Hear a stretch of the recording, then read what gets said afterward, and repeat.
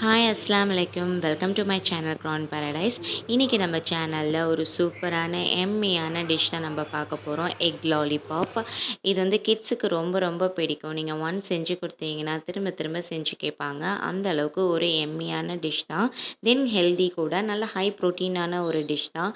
கண்டிப்பாக வீட்டில் ட்ரை பண்ணி பாருங்கள். தென் முக்கியமாக நம்ம சேனலை ஃபர்ஸ்ட் டைம் பார்க்குறாங்க மறக்காமல் சப்ஸ்கிரைப் பண்ணிவிடுங்க. பிடிச்சிருந்தால் லைக் பண்ணுங்கள். வாங்க வீடியோக்குள்ளே போகலாம்.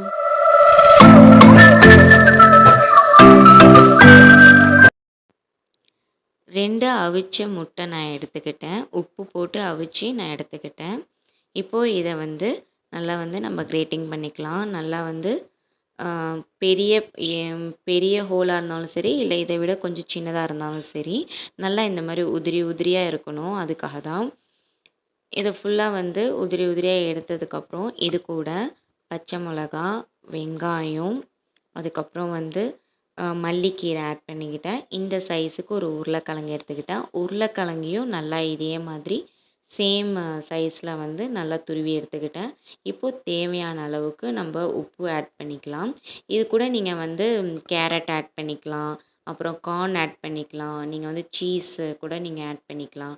உங்கள் ஃபேவரட்டான உங்கள் கிட்ஸுக்கு பிடிச்ச நீங்கள் வெஜிடபிள்ஸ் கூட நீங்கள் ஆட் பண்ணிக்கலாம். ஆனால் எல்லாத்தையும் வேக வச்சு நீங்கள் ஆட் பண்ணிக்கணும். இப்போ மேற்கொண்டு நான் மிளகுத்தூள், அப்புறம் மிளகாத்தூள், அப்புறம் மஞ்சத்தூள், ஏற்கனவே நம்ம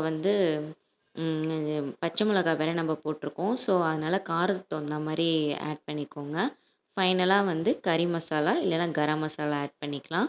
இப்போ எல்லாத்தையுமே நல்லா அழுத்தம் கொடுத்து தண்ணி ஊற்றாமல் நல்லா உருட்டி பிசைஞ்சு நம்மளுக்கு தேவையான சைஸுக்கு உருண்டை பிடிச்சிக்கலாம். இது சிக்கன் லாலிபாப் அப்படிங்கிறதுனால நம்ம லாலிபாப் மாதிரி உருண்டையாக வச்சுக்குவோம். இல்லை நீங்கள் கபாப் மாதிரி செய்கிறா இருந்தாலும் நீங்கள் நீட்டமாக நீங்கள் ஸ்டிக்கில் நீங்கள் நீட்டமாக கபாப் மாதிரி கூட நீங்கள் செஞ்சுக்கலாம். இப்போது கோட்டிங் கொடுக்கறதுக்கு நான் 2 டேபிள் ஸ்பூன் மைதா மாவு, 2 டேபிள் ஸ்பூன் கார்ன்ஃப்ளவர் மாவு தண்ணி ஊற்றி நல்லா டைல்யூட் பண்ணி வச்சுக்கிட்டேன். இப்போது நம்ம உருட்டி வச்ச உருண்டையை ஃபஸ்ட்டு மாவு தண்ணியில் கலந்துட்டு அதுக்கப்புறம் பிரெட் க்ரம்ஸில் நம்ம பிரட்டி எடுத்துக்கலாம்.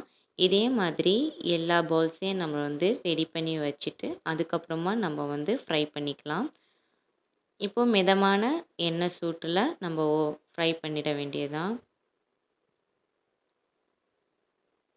ரொம்ப டீப் ஃப்ரை இல்லாமல் கொஞ்சம் மேக்ஸிமம் இந்த அளவுக்கு எண்ணெய் இருந்தாவே போதும். சீக்கிரமாக வெந்துடும். ஏன்னா நம்ம ஆல்ரெடி வெந்த முட்டை, உருளைக்கிழங்குலாம் எடுத்ததுனால வெறும் கோட்டிங் மட்டும்தான் நம்மளுக்கு வேகணும். ஸோ சீக்கிரமாக வெந்துடும். இப்போ நான் சில்லி சாஸ் எடுத்துக்கிட்டு அது மேலே பால்ஸ் நான் ரவுண்டாக வச்சுட்டேன். அவ்வளோதாங்க. ரொம்ப ரொம்ப ஈஸியான ரெசிபி. கிட்ஸ் பசிக்குதுன்னு கேட்டாங்கன்னா டக்குன்னு வீட்டில் எக் இருந்துச்சுன்னா, பொட்டேட்டோ இருந்துச்சுன்னா நம்ம செஞ்சு கொடுத்துடலாம். ஒன்ஸ் நீங்கள் செஞ்சு கொடுத்தீங்கன்னா திரும்ப திரும்ப செஞ்சு கேட்பாங்க. அந்த அளவுக்கு சூப்பராக இருக்கும். பிடிச்சிருந்தால் லைக் பண்ணுங்கள், மறக்காமல் சப்ஸ்கிரைப் பண்ணுங்கள். தேங்க்ஸ் ஃபார் வாட்சிங்.